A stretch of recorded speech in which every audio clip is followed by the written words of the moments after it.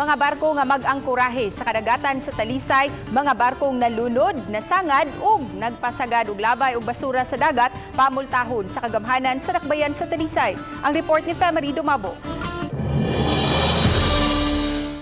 Kini kun hingpit na nga maaprubahan ang ordinansa nga giduso ni Konsehal Antonio Bacaldos Jr. kinsa mausabang chairman sa Committee on Environment. Atol sa sesyon ganihang buntag, ana sa second reading nga maong balaod nun. Mato ni Bacaldos, kinahanglan kini aron maprotehian ang kadagatan og resources niini isip tabang usab sa mga mananagat.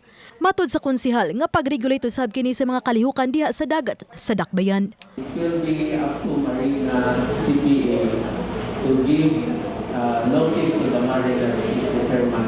Fines and fees for the vessels that run aground in the marine protected areas. Gihangop sa kapitan sa usa sa mga coastal barangay sa dakbayan sa Talisay ang ordinansa. Apan niyang panghinaot nga doon nagingipon ang maong balaod nun. Lakip na niini ang mga gamit sa pagpanggukod o pagpamuyag sa mga barkong nakaangkurahe ug ang mga nakasala sa marine protected areas sa syudad.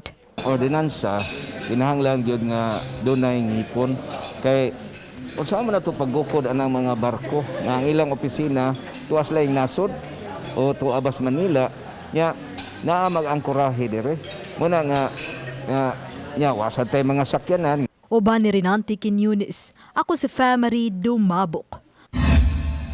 Balitang Bisdak.